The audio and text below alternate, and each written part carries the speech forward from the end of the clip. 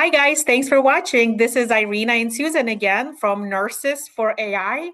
Happy to bring you a little bit of vocabulary and teach you about AI literacy in nursing. Susan, we both feel that AI is not magic and it's not here to replace us. But what is AI really? Yeah, I think this question always comes up, and it's really about computational methods that learn from data to actually perform tasks that would normally require human intelligence. So, for example, recognizing patterns, so classifications and detections. It can predict outcomes, risk scores, deterioration, and then generate content, which would be summaries and notes. So, from what I'm seeing, it looks like it's something that can actually help us nurses be more with the patient and less with documentation and looking at the screen. And Absolutely. we love this phrase. Just wanted to underline that we both feel that AI will not replace nurses, but nurses who understand AI will shape the future of healthcare. Yeah. And right now, it seems like we are all passengers in the car or the airplane of AI. And we would love for more nurses to be at at least at the front seat, but it's better if we actually pilot and Yeah. we are Yeah. driving the car or the plane. So, American Nursing Association put out a position statement in 2022, so way ahead of I think where even Susan and I were, and we're definitely not going to read you. It's big. We posted on our group for you to read it, but I want to underline this one paragraph where they said nurses should remain well informed about AI to educate patients and families, to dispel misconceptions, to reduce fear and promote the ethical use of AI to support optimal health outcomes. So, again, this is why we're here. Let's get started. And very briefly, we want to say that AI matters for nursing because it does decreases our documentation time. We'll explain how. It does help with early detection, which equals safer care. The earlier you can detect that somebody is going to deteriorate, the better it is. It helps with personalizing education and engagement, where before AI, everything, let's say the discharge summary was written for Mr. Jones based on everybody else's discharge summary. But this is going to be personalized. It does help with team communication and continuity. Again, we'll explain how and why. And it helps us to be data informed and really help with patient care. So let's look at vocabulary. So, So, Susan, yeah. machine learning. What's the machine learning? And basically, it's just algorithms that learn patterns from data. And over time, that actually, those patterns even improve because the more data you have that they interpret, the better improvement of interpreting that data. Perfect. And then kind of layer on that deep learning. We hear about machine learning and then deep learning. What's a deep Yeah, learning? and basically it's just another type of machine learning. But in this case, it uses multi-layer neural networks to analyze complex data. So images and sounds. So images like, on chest X-rays or MRIs, things like that. That Yeah. would be using deep learning.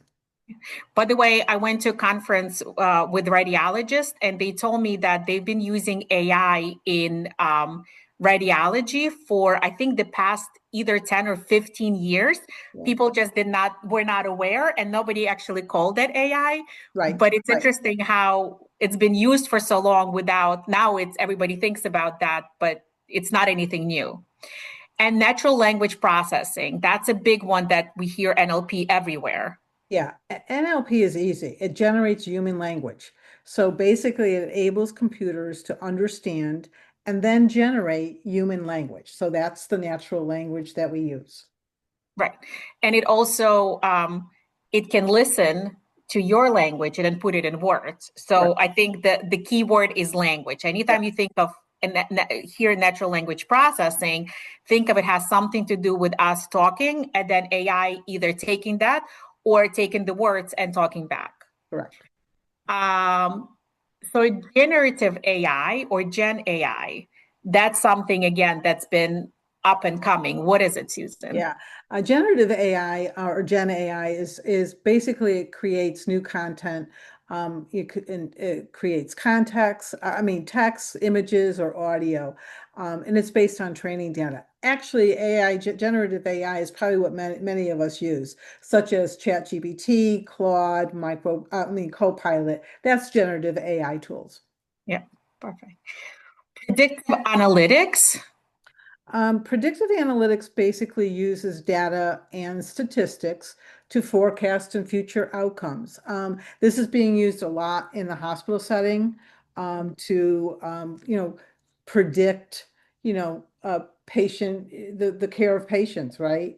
And so how that outcome will be, and if some interventions need to be made so that we can improve those outcomes. Right, yeah. And I think of that as statistics on steroids, because Yes. I remember we Yeah. had to come up with a patient risk illness burden score Yeah. a long time ago, and we had to use Excel spreadsheets and statistics and put all that Yeah. data. And this is that on steroids, where within Absolutely. minutes or seconds, It's there. Yeah. yeah, it's amazing. But I mean, there's a lot, and we'll talk about that later, a lot of biases that we have to be aware of because and biases are not necessarily something that people do wrong knowing. It's really unknowing, because if you look at data, let's say of younger people, and you predict something, and then you look at the same thing for older people, you're like, your prediction is going to be wrong, because you need to make sure that the age. And so that's, yeah, we'll discuss that in a little bit.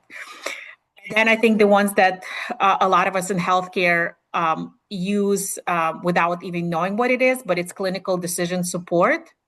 Yeah. And that just provides us with real-time recommendations or even alerts that help us with our clinical decisions. Yeah. And I think when I first started using Epic a while back in the hospital, there was a lot of like red flags that Yeah. would say, Yeah. for example, hey, based on this information, this person actually should be on this antibiotic and not that antibiotic. And at that time, of course, we didn't know what that was also part of AI, because it helped us to with the decision making. Correct. Correct. Yeah. And it based on what we discussed and what we heard, I think that a lot of people, and I know I'm one of them, are still a little bit unsure of the differences or similarities with generative AI and NLP. So we just want to tell you that generative AI overlaps with NLP. So if you're a little confused or not sure, this is why. But not all generative AI is a subset of NLP. So this might be, we're going a little granular, but I think it's important for nurses to understand the concept, because when we're in the boardroom meetings or we are reviewing vendors and they'll say, we use generative AI or we use NLP, you have to understand what the difference Absolutely. is. Yeah. So difference or relationship, I would say, between generative AI and NLP is that NLP, or natural language processing, is a field of AI. So everything is under the umbrella of AI that focuses on enabling computers to understand and interpret human language. So just like we say, a lot of us use Scribe right now. This is where, and I actually spoke with two physicians that use ambient scribing, and both of them said, Susan, that they're not opening their EMR in front of the patients anymore Yeah. on their phones. It's an ambient scribe app, and they said they're having an amazing time just communicating with patients. And then when they leave the room, everything is being generated for them in a note section. Right. So this is the natural language Yeah. processing. Tell us about generative AI. Yeah, generative AI is a broader has a broader capability because that enables machines to actually create new content, which includes text, images, audio, and even data. So it can create new data based on patterns that they learn from very, very large data sets that they've been already fed over time, and Over so it time? just gets better over time. Just gets better. Yeah. So the natural language model in practice, basically, it would be the question that you can think about is NLP would say, what did the nurse write or say? That's NLP. So you're either talking to the patient or you're writing something and NLP tries to understand and extract information from it. So maybe you are talking about all the problems that patient came in with, and NLP is already drafting the summary of the conversation in the structural text. So maybe in the SOAP format. It can extract meds or allergies from free text notes. So maybe you're scribbling something, or maybe patient comes in with a note from somebody else that's not structured. You can upload it and NLP will say, oh, they can find what the allergies are or the medication the patient takes. And it also great is in translating. So anything we think of language translation. So, let's say I speak Russian, Russian to English, English to Russian. So it enables multilingual translation.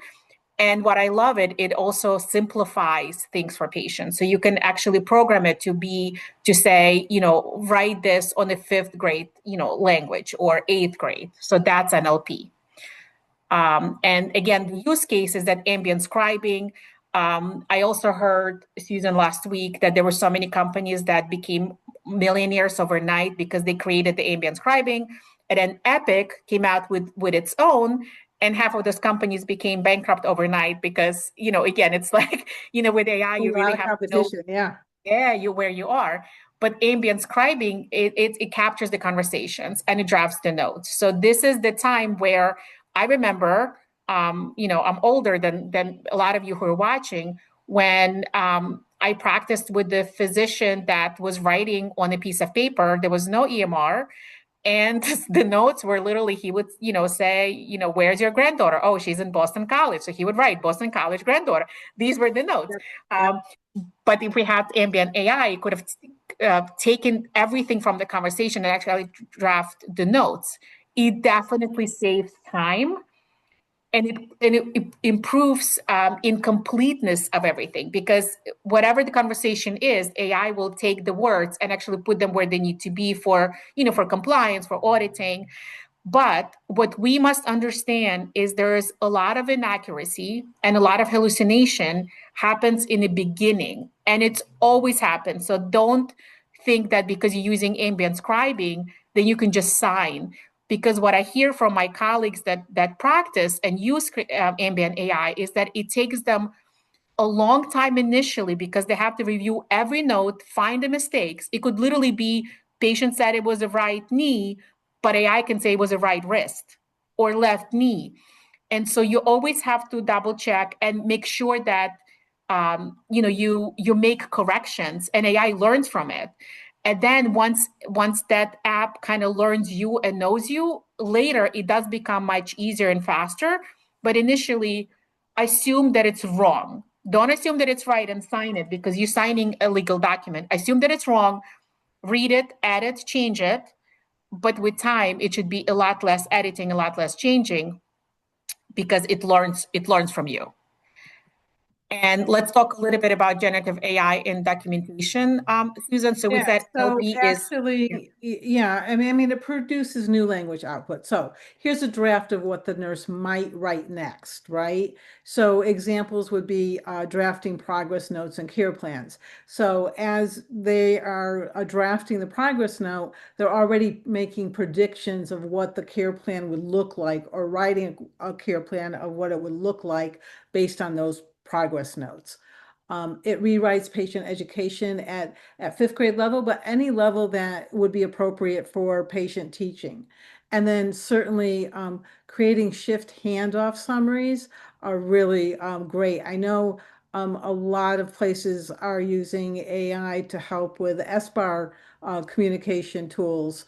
And that has, immensely improved communication between shifts, be interpersonal, interprofessional, etc. So obviously, safety is always a concern. We want to make sure that we all review what's written, make sure that we look for, accuracy and relevancy, and certainly biases, but and make those correction. And then once that final documentation is to the approval that you want, then you go ahead and sign off like you would any other type of documentation or form.